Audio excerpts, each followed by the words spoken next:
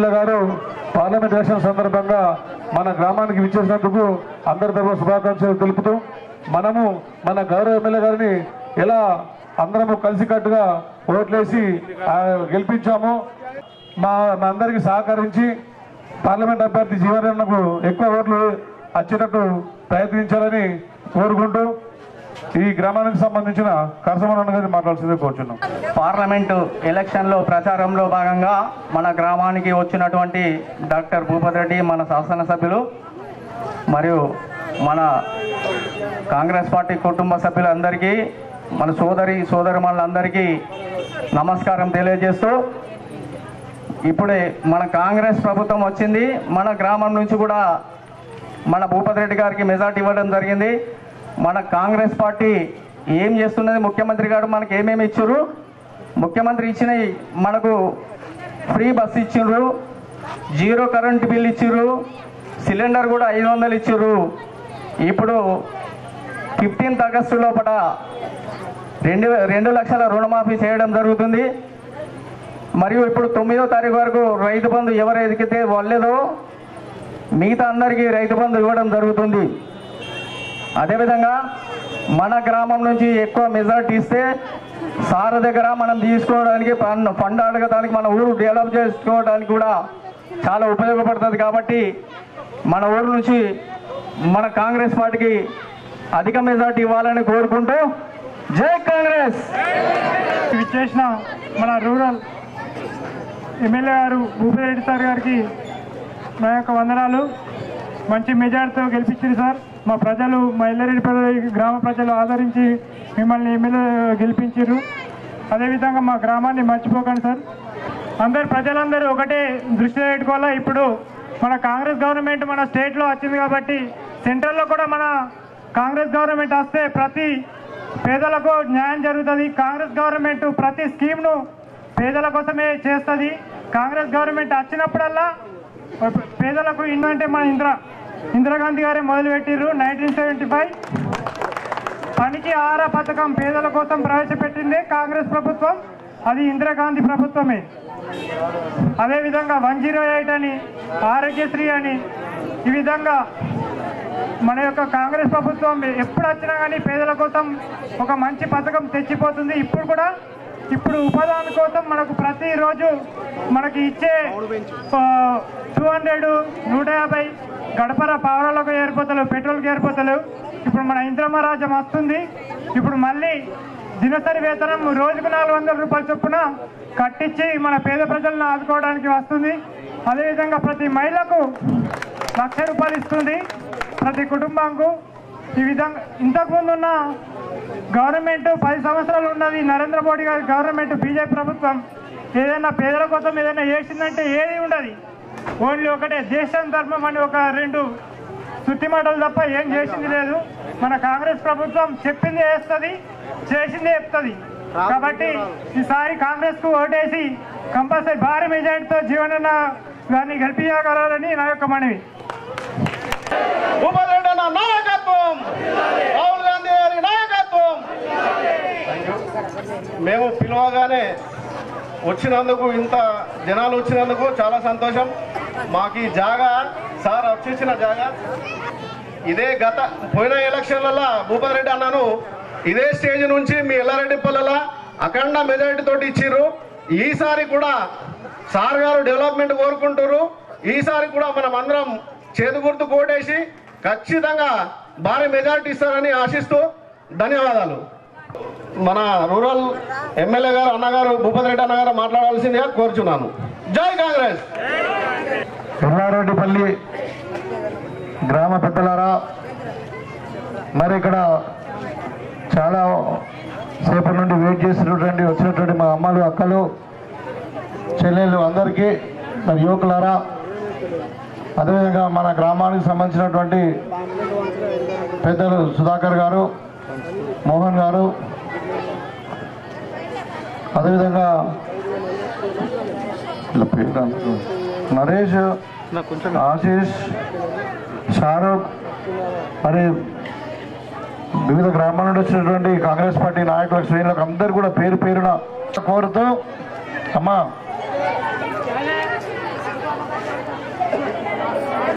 గతంలో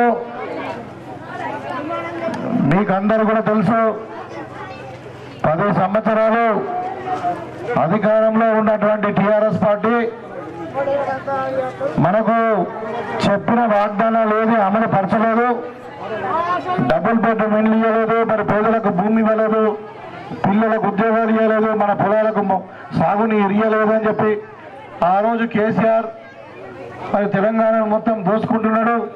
వాళ్ళ కుటుంబ సభ్యులందరూ కూడా అల్లుడు, బిడ్డే, కొడుకు నలుగురు ఉపాధి కల్పించుకొని మరి దేశాన్ని తెలంగాణను అప్పులపాలు చేసిరు, గడిల పాలు చేసిరు అని చెప్పినప్పుడు మరి మీరు అందరూ కూడా ఈ ప్రభుత్వాన్ని గద్దెదించాలని కోరుకున్నారు. మరి నవంబర్లో నేను ఇక్కడ ఇదే గ్రామంలో నాకు ఒకసారి అవకాశం ఇవ్వండి అని చెప్పి కోరి మరి గెలిపించిన తర్వాత ఆ రోజు కొన్ని వాగ్దానాలు చేయడం జరిగింది. ఇవాళ 6 గ్యారంటీల గురించి ఆ రోజు చెప్పినాం. 6 గ్యారంటీలు అనేవి అవి నేను చెప్పింది కాదు, మరి సోనియా గాంధీ గారు చెప్పిండ్రు, ఇందిరాగాంధీ కోడలు మరి తప్పక 100% అమలు పరుస్తామని చెప్పినాం. ఇవాళ మీరందరూ కూడా గమనించండి. డిసెంబర్ 7వ తారీఖు నాడు మన ప్రభుత్వం ఏర్పడి పెద్దలు మన ప్రియతమ నాయకుడు రేవంత్ రెడ్డి గారు ముఖ్యమంత్రిగా ప్రమాణ స్వీకారం చేసిండు. అదే రోజు మనం చెప్పినటువంటి అభయాస్తం కింద 6 గ్యారంటీలు ఏమున్నాయో దానికి సంబంధించినటువంటి సంతకం పెట్టడం జరిగింది. తర్వాత 2 రోజులకే మరి సోనియా గాంధీ గారు మన తెలంగాణ ఇచ్చినటువంటి తల్లి సోనియమ్మ గారు బర్త్డే వచ్చింది. అదే రోజు ఇక్కడ ఉన్నటువంటి ఆడవాళ్ళకి ఏదైనా గిఫ్ట్గా ఇవ్వాలని చెప్పి మహిళా సోదరులు అందరూ కూడా ఆర్టీసీ బస్సు ఉచితంగా చేయడం జరిగింది. మీకు అందరూ కూడా తెలుసు. ఇప్పటి వరకు 4 నెలలలో 35 కోట్ల మంది మహిళలు ఆర్టీసీ బస్సులో ప్రయాణం చేసినారు. మీరు హైదరాబాద్ పోయి ఉండొచ్చు, భద్రాచలంకి పోయి ఉండొచ్చు, సమ్మక్క సారలక్క దగ్గరకు పోయి ఉండొచ్చు, మరి ఇంకా మీ పిల్లలు హైదరాబాద్ చదువుకుంటే పోయి ఉండొచ్చు, ఇంకా షాపింగ్ పోయి ఉండొచ్చు నిజామాబాద్. కానీ ఆర్టీసీ బస్సులో మాత్రం మీకు టికెట్ తగలలేదు 4 నెలల నుండి. మనం చదువుకున్నటువంటి ఆడబిడ్డలు కూడా కాలేజీ పోయినా కానీ బస్సులో టికెట్ లేదు. ఈ విధంగా మహిళలకు ఫ్రీగా ఉచిత సౌకర్యం, బస్సు సౌకర్యం ఇవ్వడం జరిగింది. అదేవిధంగా పెద్దలు రాజశేఖర రెడ్డి గారు ప్రారంభించినటువంటి ఆరోగ్యశ్రీ పథకం, మరి పేదలకు కార్పొరేట్ వైద్యం అందించాలా, చాలా ఖరీదైన వైద్యం కాబట్టి మరి కార్పొరేట్ వైద్యం అందించాలని చెప్పి ఆరోగ్యశ్రీ పథకాన్ని ప్రారంభించడం జరిగింది. దాన్ని నిర్వీర్యం చేయడానికి ప్రయత్నం చేసినటువంటి కేసీఆర్ మరి మళ్ళా కాంగ్రెస్ పార్టీ వచ్చిన తర్వాత వచ్చిన 2 రోజులకే 10 లక్షల రూపాయల వరకు ఆరోగ్యశ్రీ పథకాన్ని పెంచడం జరిగింది. ఇవాళ మీకు అందరూ కూడా తెలుసు, హైదరాబాద్లో కానీ నిజామాబాద్లో కానీ ఆరోగ్యశ్రీ పథకం అమల్లో ఉన్నటువంటి హాస్పిటల్లో ఎక్కడైతే మీరు ఎక్కడ వెళ్ళినా కానీ 10 లక్షల వరకు ఉచిత వైద్యం. అది గుండె ఆపరేషన్ కావచ్చు, మెదడు ఆపరేషన్ కావచ్చు, మరి కడుపులో కంతి కావచ్చు, నడుము ఆపరేషన్ కావచ్చు, ఏదైనా కావచ్చు, 10 లక్షల వరకు ఎంత పెద్ద హాస్పిటల్ అని ఉండని అది ఫ్రీ అయ్యే అవకాశం మీకు ఉంది. ఇప్పుడు అందులో రోగాల సంఖ్య కూడా పెంచినాం. అదేవిధంగా ఆ రోజు మేము చెప్పినాం, రైతులకు ఉచితంగా కరెంటు ఇచ్చింది కాంగ్రెస్ పార్టీ 2004లో 20 ఏళ్ల కింద రాజశేఖర రెడ్డి గారు మొట్టమొదటి సంతకం పెట్టినటువంటి సందర్భంలో మళ్ళీ ఈసారి కాంగ్రెస్ పార్టీ అధికారంలోకి వచ్చిన తర్వాత మీ ఇంటికి అందరు కూడా కరెంటు కూడా 200 యూనిట్ల వరకు ఫ్రీ చేస్తామని చెప్పినాం. ఇలా మీకు అందరు కూడా 0 కరెంట్ బిల్ వస్తుందా? అందరికీ వస్తుంది.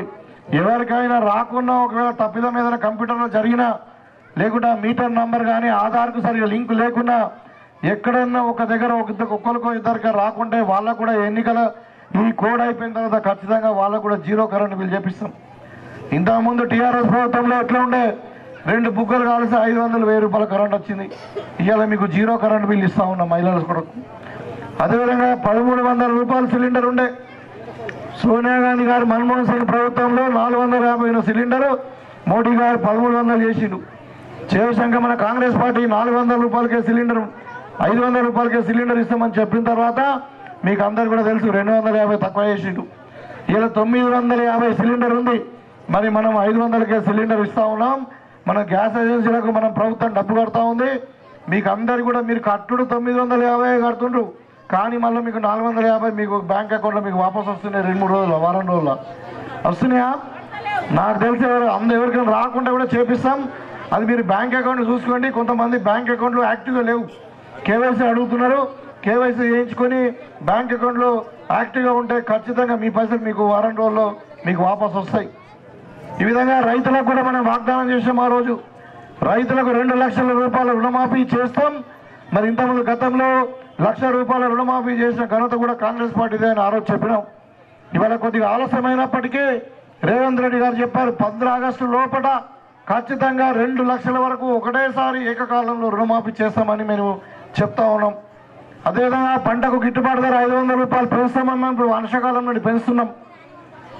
గతంలో మరి పంట నష్టంకు వస్తే ఏం లేకుంటే కేసీఆర్ స్వయంగా ప్రకటించినటువంటి 10,000 రూపాయల పంట నష్టం కూడా ఒకసారి కూడా ఇవ్వలే ఆయన 10 ఏళ్లలో. మరి మొన్న కాంగ్రెస్ పార్టీ మన దగ్గర కాదు, ఇప్పుడు నల్లవెల్లి కానీ ఈ గ్రామాలంతా కూడా వర్షాలు పడి వడగండ్ల వాన పడి మరి గాలి దుమానంతని వడ్లు రాలిపోతే ఆఫీసర్లు వచ్చి లెక్కలు చేసుకొని పోయిన ఇవాళ నుండి వాళ్ళకు కూడా ఎకరానికి 10,000 రూపాయలు ఇస్తా ఉన్నాం. రైతుకు మరి పంట బీమా పథకాన్ని కేసీఆర్ ఎత్తేసాడు.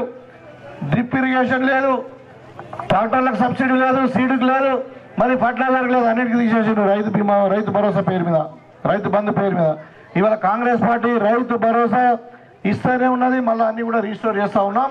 ఇంకా పంట కూడా మన పండించిన పంట నష్టం జరగకుండా పంట బీమా పథకం దయచేసి రైతులారా మీరు ఆలోచించండి. పంట బీమా పథకం ప్రతి ఎకరానికి రైతు ఆధారంగా ఎన్ని ఎకరాల నుండి ఏ పంటనే మీకు పూర్తిగా 100% ప్రభుత్వమే పంట బీమా పథకం కట్టి ఇన్సూరెన్స్ అధికారులతో మాట్లాడి 2,00,000 కోట్ల ఇలా ఇన్సూరెన్స్ వాళ్ళకి పంట బీమా పథకం కట్టడం జరిగింది. ఏదైనా అకాల వర్షం వచ్చినా, వరదలు వచ్చినా, ఇంకేదొచ్చినా మీకు ఇప్పుడు దిగులు లేదు. ఈ విధంగా మరి చెప్పిన మాట మీద ఉండాలని 30,000 ఉద్యోగాలు 3 నెలల్లో ఇచ్చినాం. అంటే నేను ఏం చెప్పదలుచుకున్నా అంటే మనం కాంగ్రెస్ పార్టీ ఎన్నికల ముందు వాగ్దానం చేసినాం. 6 వాగ్దానాల్లో ఇలా 5 వాగ్దానాలు మేము 3 నెలల్లోనే అమలు పరిచినాం. ఇంకా కొన్ని వాగ్దానాలు 1-2 ఉన్నాయి వాస్తవమే. మీకు అందరు కూడా ఇక్కడ అక్క చెల్లెలందరూ కూడా 2,500 మహాలక్ష్మి స్కీమ్ కింద ఇస్తామని చెప్పినాం. పెద్ద మనుషులకు 4,000 పెన్షన్ ఇస్తామని చెప్పినాం. అవి కూడా రాబోయే కాలంలో ఖచ్చితంగా ఇస్తాం. మీరు అడగచ్చు ఎందుకు ఆలస్యమైందని. గత పరిపాలకులు 10 సంవత్సరాలు కేసీఆర్ పరిపాలించి మొత్తం తెలంగాణను అప్పులపాలు చేసిండమ్మా. మీకు అందరు కూడా తెలిసి 7 లక్షల కోట్లు అప్పు చేసిండు. మన రాష్ట్రం ఏర్పడ్డప్పుడు ధనిక రాష్ట్రం ఉండే మనది. ఇవాళ మరి తెలంగాణను మొత్తం దోసుకొని మరి ఇవాళ 7 లక్షల కోట్లు పెట్టి ఖర్చు చేసి మరి మిషన్ భగీరథ పేరు మీద, కాళేశ్వరం పేరు మీద డబ్బులన్నీ దుర్వినియోగం చేసి తెలంగాణకు మనకు చిప్పకూడదుగా చిప్ప చేతికిచ్చింది ఇవాళ కాంగ్రెస్ పార్టీ ప్రభుత్వానికి. ఇవాళ ఓటాన్ అకౌంట్ బడ్జెట్ ఉంది, 3 నెలలే ఉంది బడ్జెట్. ఇప్పుడు ఇంకా మన పార్లమెంట్ ఎన్నికల తర్వాత ఫుల్ టైం 9 నెలలకు బడ్జెట్ పెట్టిన తర్వాత మిగతా అంశాలన్నీ కూడా అమలు పరుస్తాం. ఎందుకంటే ఇప్పుడు అప్పెంతున్నది, మరి ఎక్కడికి వెళ్ళి ఆదాయం వస్తున్నది ఇంకా ఏం తెలుస్తలే. కేసీఆర్ ఏం చేసిండు, మన ఎల్లారెడ్డిపల్లిలో ఇల్లు కడతారు, పేదవాళ్ళ ఇల్లు ఎవరు కడతారు? ఎల్లారెడ్డిపల్లి మేస్త్రీలు కడతారు. మేస్త్రి కట్టిన ఇల్లు 50 ఏళ్ళు ఉంటుంది. ఒక ఇంజనీర్ కాకుండా మేస్త్రి కట్టిన ఇల్లు 50 ఏళ్ళు ఉంటుంది. ఇలా 1,25,000 కోట్లు పెట్టి కేసీఆర్ మేడిగడ్డ ప్రాజెక్టు కట్టిండు. అది 3 ఏళ్లలో కుంగిపోయింది, మొత్తం కూలిపోయింది. ఇలా వాటర్ లీక్ అవుతుంది, పర్యవాసిపోయింది మొత్తం. మరి ఇట్లా అవినీతి, ఇంత అవినీతి జరిగింది. ఇవాళ కవిత ఎక్కడున్నది మీకు తెలుసా అనుకుంటా? కవిత ఎక్కడ ఉందమ్మా? తీహార్ జైల్లో ఉన్నది. అమ్మ చెప్తలేదు, నవ్వుతుంది కానీ చెప్తలేదు. మరి అంటే ఎదుకున్నది లిక్కర్ దందా చేసింది. మరి కేటీఆర్ ఏం చేసిండు, పిల్లలు చదువుకోవడానికి పరీక్షలు రాస్తారు కదా, ఆ పరీక్ష పేపర్లు పరీక్ష రాసినాక బయటకు రావద్దు, మరి అవి అమ్ముకున్నాడు. ఇక కేసీఆర్ ధరణి పేరు మీద హైదరాబాద్ చుట్టుపక్కల భూములు అమ్ముకున్నాడు. ఇట్లా తెలంగాణ సర్వనాశనం చేయడం వల్ల మరి కొంచెం మనం చెప్పినటువంటి స్కీములు ఆలస్యం అవుతున్నాం. కానీ కాంగ్రెస్ పార్టీకి ఒక చరిత్ర ఉన్నది, మీకు అందరు కూడా తెలియాలి. ఇలా చాలామంది అంటా ఉన్నారు, కొంతమంది బీజేపీ వాళ్ళు వీళ్ళు మా మోడీ దేశభక్తుడు, భార్య పిల్లలు లేరు అంటే దేశభక్తి అంటే ఏంది? ఇవాళ నేను కాంగ్రెస్కి ఒకసారి మీకు అందరు కూడా చరిత్ర గుర్తు చేయాలనుకున్న చాలామంది ఇక్కడ యువకులు ఉన్నారు. దేశం కొరకు, స్వాతంత్రం కొరకు మహాత్మా గాంధీ గారు జైలుకు పోయిండ్రు, జవహర్లాల్ నెహ్రూ గారు 14 సంవత్సరాలు జైలుకు పోయిండ్రు. మరి ఇందిరాగాంధీ గారు దేశం కొరకు ప్రాణం అర్పించారు, రాహుల్ గాంధీ గారు, రాజీవ్ గాంధీ గారు దేశం కొరకు ప్రాణం అర్పించారు. మరి దేశం కొరకు ప్రాణం అర్పించినోడు, దేశం కొరకు జైలుకు పోయినోడు దేశభక్తుడా? లేకుంటే ఇలా మోడీ గారు, అమిత్ షా గారి ఫ్యామిలీల కుటుంబంలో ఎవరైనా దేశం కొరకు జైలుకు పోయినా, ఎవరైనా దేశం కొరకు ప్రాణం అర్పించారని అడుగుతా ఉన్నా బీజేపీ వాళ్ళని. అంటే ఏమన్నా అంటే మోడీ భార్య పిల్లలు లేరు, బుద్ధిమంతుడు, నాన్ కరప్ట్ అంటున్నారు. అంటే ఇక భార్య పిల్లలు అంతా దొంగలేనా? అంటే రాహుల్ గాంధీ కూడా భార్య పిల్లలు లేరు అంటే అది క్రైటీరియానా? ఇంతకుముందు పరిపాలకులు ఇప్పుడు మన్మోహన్ సింగ్ గారు ఉన్నారు, జవహర్లాల్ నెహ్రూ గారు ఉన్నారు, ఇందిరాగాంధీ కూడా, వాళ్ళంతా కుటుంబ సభ్యులు గారా? కుటుంబం ఉంటే వాళ్ళు దొంగలా? అంటే మోడీలాగా అందరు కుటుంబం లేకుండా ఉండాలా? అంటే వాళ్ళు ఏంది చెప్పదలుచుకున్నారు? ఇవాళ వాళ్ళు అంటా ఉన్నారు దేశం సురక్షితం, మోడీ చేతులు అంటున్నారు. మోడీ ఏం చేసిండయా? ఇవాళ మనకు ప్రధాన శత్రువు ఏంది భారతదేశానికి? పాకిస్తాన్. పాకిస్తాన్ నడ్డు విరిచి 3 ముక్కలు చేసింది ఎవరు? పాకిస్తాన్ మీద యుద్ధం చేసి ఇందిరాగాంధీ కాంగ్రెస్ పార్టీ. ఇవాళ మోడీ ఏమైనా పాకిస్తాన్తో యుద్ధం చేసిందా? కాంగ్రెస్ పార్టీ పాకిస్తాన్ ఎట్లా దెబ్బ కొట్టిందంటే యుద్ధం చేసి 3 ముక్కలు చేసింది. ఇవాళ భారతదేశం వైపు కన్నెత్తి చూసే పరిస్థితి కూడా లేదు పాకిస్తాన్. మరి ఎవరైనా దేశం సురక్షితం ఉన్నది? దేశం ఎవరు దేశభక్తులు? ఇవాళ వీళ్ళు మాట్లాడుతూ ఉన్నారు. కాబట్టి నేను ఏమంటున్నానంటే ఇవన్నీ నడవాయి. ఇవాళ ఏం చేసిందో చెప్పండి. మోడీ గారు ఏమన్నారు? 10 సంవత్సరాల నుండి అధికారంలో ఉన్నాడు. అప్పుడు ఏమన్నాడు? రైతుల ఆదాయాన్ని రెట్టింపు చేస్తా అన్నాడు. ఇవాళ అయిందా? రెట్టింపు కాదు కదా, పెట్టుబడి రెట్టింపు అయింది. ట్రాక్టర్కు డీజిల్ రెట్టింపు అయింది, ఫర్టిలైజర్ రెట్టింపు అయింది, సీడ్ రెట్టింపు అయింది, కూలీలు రెట్టింపు అయినాయి. కానీ ఆదాయం రెట్టింపు కాలే, పెట్టుబడి రెట్టింపు అయింది. నల్లధనం ఉన్నది స్విస్ బ్యాంకులలో. మరి వాళ్ళందరినీ కూడా తీసుకొచ్చి పేదోళ్ళ అకౌంట్లలో 15 లక్షల రూపాయలు ఇస్తాడు మోడీ. ₹1 నచ్చిందా 15 ఏళ్ళు? ఇవాళ పిల్లలకు 2 కోట్ల ఉద్యోగాలు ఇస్తాడు. ఇచ్చిందా? కాకపోతే మోడీ చేసే పనులు 2 ఉన్నాయి, మీకు చెప్పాలా?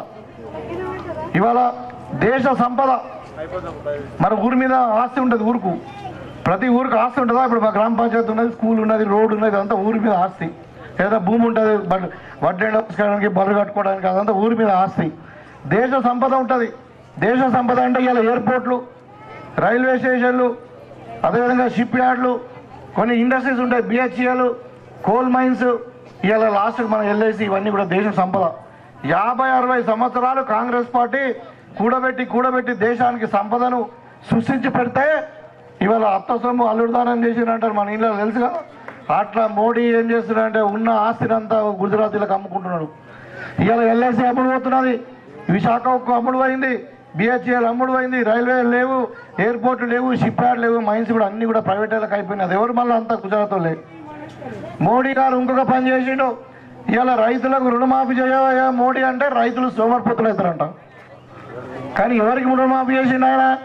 అదాని అంబానీలకు 19 మంది దేశాన్ని వదిలి జాతీయ బ్యాంకులలో అప్పు తీసుకొని ఇక్కడ అప్పు తీర్చక బ్యాంకులను ముంచి పారిపోయినటువంటి వాళ్ళు ఎన్ని కోట్లు తెలుసా? 16 లక్షల కోట్లు. దయచేసి మీరు వినండి. 16 లక్షల కోట్ల విలువైన బ్యాంకు దోపిడీ చేసినటువంటి 19 మంది గుజరాతీలు ఇలా పరదేశంలో ఉంటున్నారు. దాన్ని మోడీ కాపాడుతున్నాడు. ఆ దొంగలను కాపాడుతున్నాడు. వీళ్ళు అంటున్నారు దేశభక్తుడు అని. అంటే మీకు చెప్తాను ఎవరు దేశభక్తుడు? దేశానికి సంపద సృష్టించింది ఎవరు? ఇవాళ వాళ్ళు మళ్ళా ఇలా నేను ఎందుకు చెప్తున్నా ఇవన్నంటే ఇవాళ మేము చెప్పిన 6 గ్యారంటీలలో 5 అమలు పరిచినాం. కేసీఆర్ తెలంగాణను మొత్తం దోచుకుని అప్పులపాలు చేయడం వల్ల కొన్ని అమలు కాలే, ఇంకా త్వరలోనే అమలు అవుతాయి.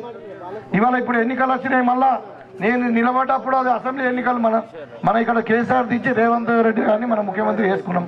ఇప్పుడు జాతీయ ఎన్నికలు ఇవి. మన దేశ భవిష్యత్తును మన దేశాన్ని పరిపాలించేటువంటి పార్లమెంట్ యొక్క ఎన్నికలు ఇవి. నేను ఒకటే అడుగుతా ఉన్నా మీకు. ఇవాళ మన ఒక ఆడబిడ్డ ఉంది, మన కన్న బిడ్డ. అత్తగారికి ఇవ్వాలంటే ఏం చూస్తాం మనము? పిల్లగాడు చదువుకున్నాడా, బుద్ధిమంతుడా, మరి సంపాదిస్తాడా, భార్యను మంచిగా చూసుకుంటాడా లేదా, ఇవన్నీ చూస్తామా లేదా? మరి ఒక ఇంటి వ్యవహారంలోనే అంత జాగ్రత్తగా ఉంటే ఇవాళ మన దేశాన్ని పరిపాలించేటువంటి పార్లమెంటుకు పంపించాల్సిన వ్యక్తి ఎట్లా ఉండాలి?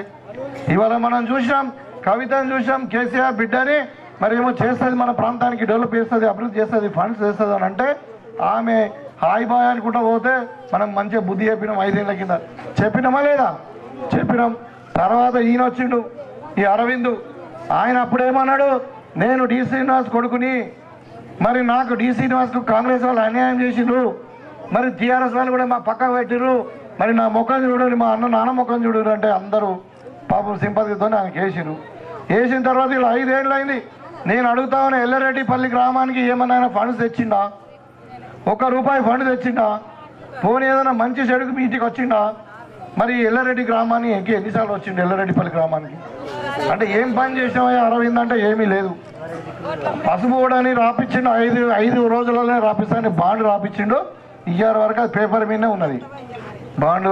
పసుపు బోర్డు రాలేదు, అది ఫంక్షనింగ్ లేదు. ఇవాళ మాట్లాడుతున్నాడు అరవింద్. మళ్ళీ ఎందుకే నువ్వు ఓట్లు అడుగుతున్నావు అని అంటే ఏమంటున్నాడు? నా ముఖం చూడకూరి మోడీ ముఖం చూడన్నాడు. అంటే మోడీ ఇక్కడ నిలబడ్డా? మోడీ ఇక్కడ మోడీ బనారస్లో నిలబడ్డాడు, వారణాసిలో. మరి ఇక్కడ మనకు ఎంపీ ఎవరు? ఎంపీ క్యాండిడేట్ ఎవరో మనకు చూస్తాం కానీ మరి మోడీని చూస్తామా? ఇలా 5 ఏళ్ళకి అవకాశం ఇచ్చినాం మనం. ఇలా కవితకి ఇచ్చినాం, ఏం పని చేయలేదు, ఓడగొట్టాం. ఇలా అరవింద్కి ఇచ్చినాం అవకాశం, 5 ఏళ్ళు ఏం చేసామంటే ఏం చేయలేదు. మళ్ళీ ఓట్లాడుతున్నారు కాబట్టి పూని గెలిచిన తర్వాత ఏం చేస్తామంటే ఏం లేదు. ఇలా మోడీ గారు ఏమడుగుతున్నారు, 10 ఏళ్ళ తర్వాత మీరు వినండి జాగ్రత్తగా. ఇవాళ పార్లమెంట్లో మన అధికారం రావడానికి, ప్రభుత్వం రావడానికి 272 సీట్లు కావాలి. సగం కంటే ఎక్కువ ఉంటే గవర్నమెంట్ వస్తుంది. అంటే 100కు 51 రావాలా. 272 సీట్లు వస్తే పార్లమెంట్లో అధికారం. మరి మోడీ ఏమడుగుతున్నాడు, 400 సీట్లు ఇవ్వమంటున్నాడు. అగ్లీ బార్ 400 అంట. ఎందుకు అడుగుతున్నాడు? 3 మెజారిటీ ఉంటే రాజ్యాంగాన్ని మార్చడానికి అవకాశం వస్తుంది. ఇవాళ పెద్దలు బాబాసాహెబ్ అంబేద్కర్ గారు, ఆ మహానుభావుడు అన్ని ఆలోచించి మన రాజ్యాంగాన్ని రాసి మరి ఇలా దళితులకు, గిరిజనులకు, బీసీలకు, మైనార్టీలకు రిజర్వేషన్ కల్పించిండు. ఇవాళ మోడీ వచ్చి రాజ్యాంగాన్ని మార్చేస్తాం, రిజర్వేషన్ ఎత్తిస్తామంటున్నాం. మనమేమంటున్నాం? రాహుల్ గాంధీ గారికి మొన్నటిదాకా పాదయాత్ర చేసి మీకు అందరు కూడా టీవీలలో చూసి కన్యాకుమారి నుండి కశ్మీర్ దాకా దగ్గర అక్కడ నుండి మన మణిపూర్కి వెళ్ళి బొంబాయి దాకా చేసిండు. దేశమంతా తిరిగి ఆయన ఏమంటున్నాడు, ఇవాళ బీసీలది జనగణన చేయాలా, ఏ కులం ఎంతున్నది, ఏ కులంలో ఎంతమందికి ఉద్యోగాలు ఉన్నాయి, ఏ కులంలో బ్యాంకులో ఎంతున్నది, మరి ఏ కులంలో చదువుకున్నారు, ఎంతవరకు బాగున్నారు, వాళ్ళ ఆరోగ్య వాళ్ళ పరిస్థితి ఏంది, కులగణన ఎంత ఉన్నారు, ఎంత జనాభా ఉన్నదని మనం తెలుసుకోవడానికి బీసీ జనగణన చేయాలా. చేసి పార్లమెంట్లో చట్టం తేవాలా. ఆ చట్టం ద్వారా బీసీ రిజర్వేషన్లు జనాభా ప్రకారం అవసరం ఉంటే 50% పెంచాలా. 50% ఇప్పుడు కట్ ఆఫ్ ఉంది, మీకు అందరు కూడా చాలా మంది యువకులకు తెలుసు. ఇలా సుప్రీంకోర్టు రూలింగ్ ఉంది, 50% కంటే రిజర్వేషన్ పెంచరాదు. రాహుల్ గాంధీ ఏమంటున్నాడు, బీసీలో జనగణన చేయాలా, దేశవ్యాప్తంగా చేసి మరి 50 కాదు కదా, ఎంత ఉంటుందో 70% కూడా రిజర్వేషన్ చేయాలంటున్నాం. ఇలా జనాభా ప్రాతిపదికన రాజ్యాంగంలో ఉన్నది ఎస్సీలకు 18%. ఇలా మన తెలంగాణలో ఎస్సీ సోదరులు ఎక్కువ ఉంటారు, వాళ్ళకి 18% మనం ఇస్తున్నాం. గిరిజనులు ఇంతకుముందు 6% ఉండే, మన తెలంగాణ విడిపోయినాక ఎక్కువ 12% ఇప్పుడు ఇస్తున్నాం.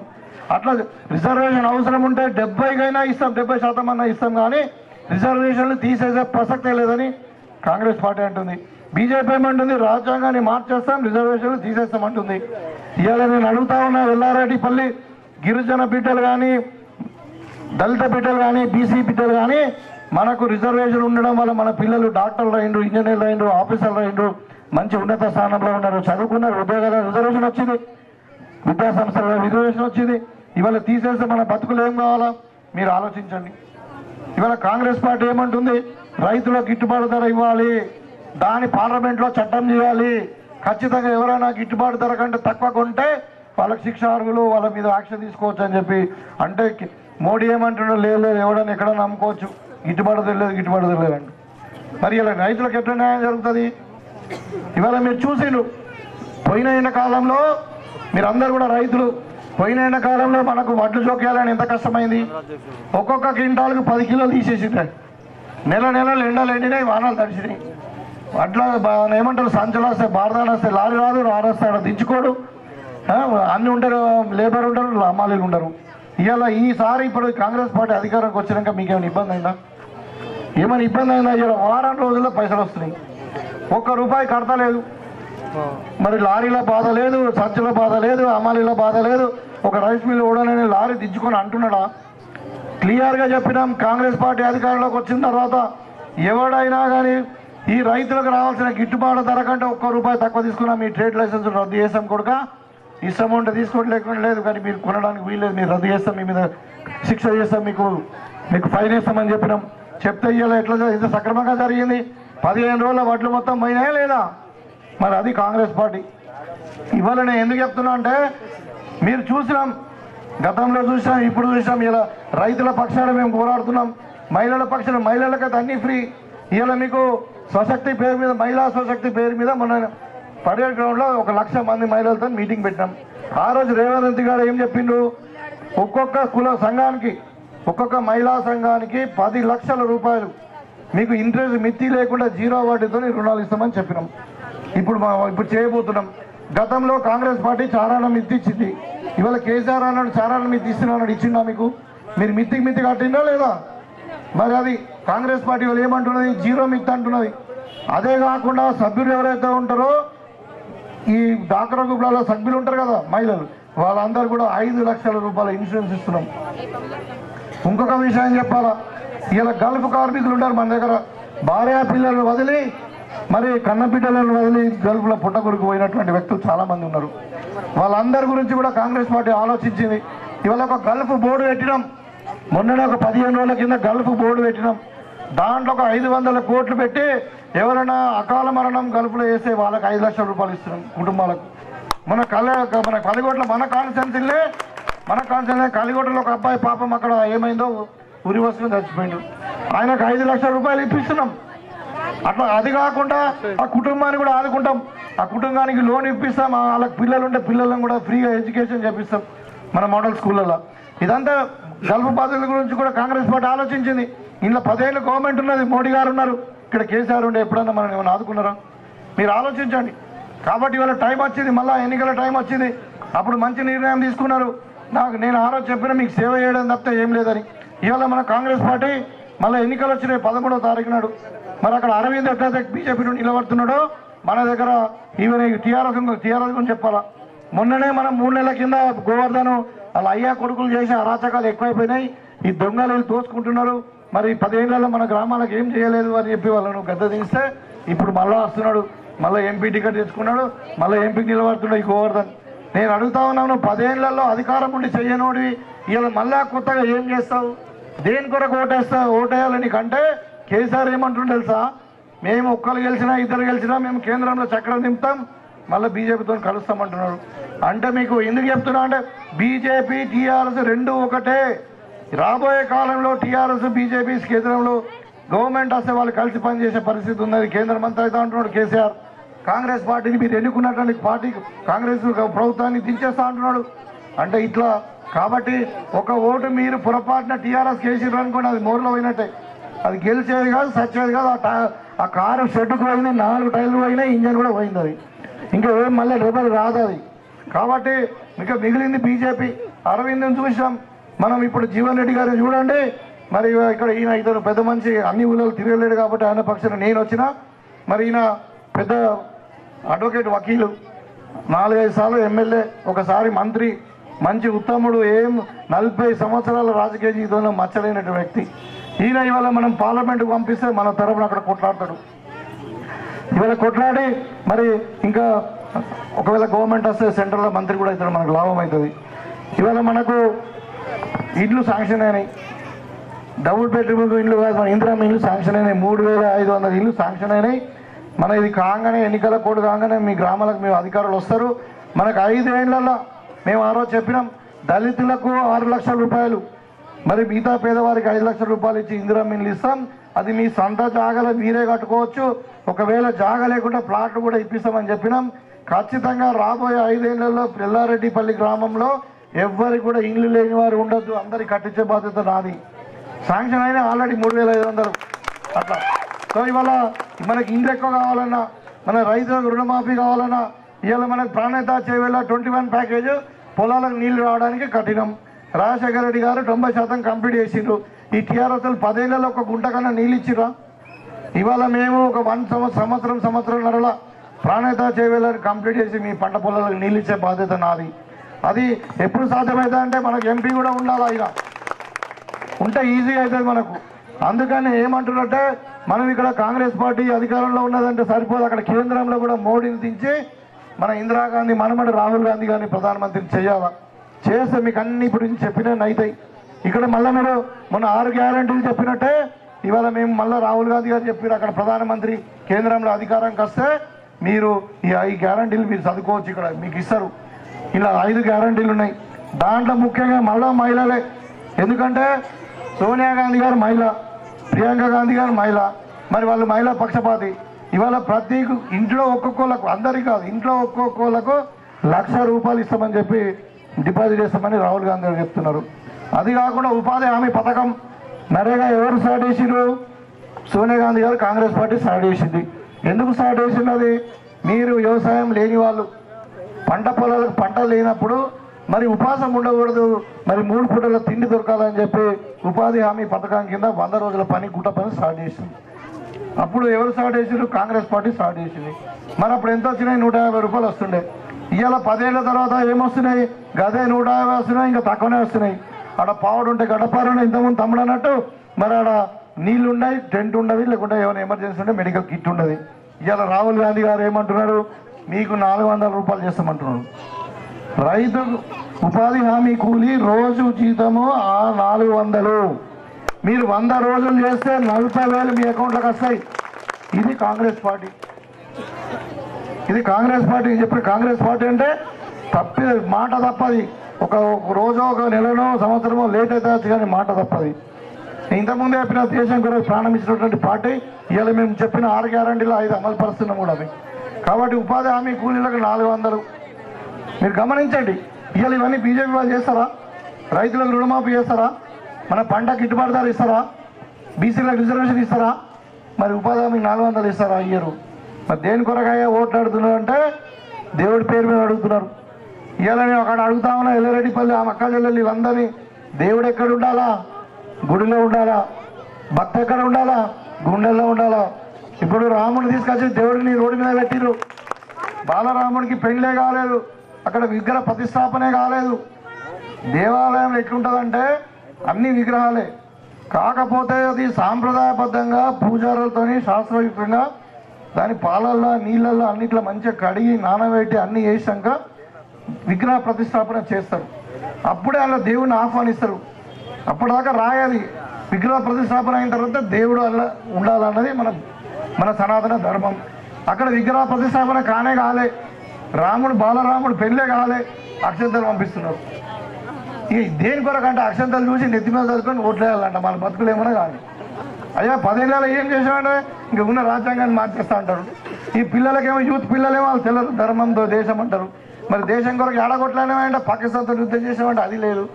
పోనీ దేశం కొరకు ఏమైనా తేలిపోయినా అంటే అది లేదు. మరి ఎక్కడికి వెళ్ళి దేశభక్తి వచ్చే ఏడ దేశభక్తి వచ్చే ఏడ దేశం నష్టం జరిగేది.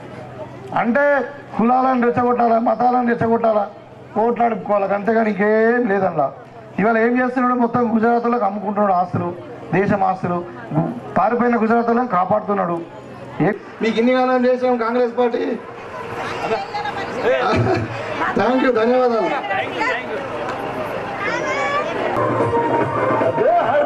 ప్రజలంతా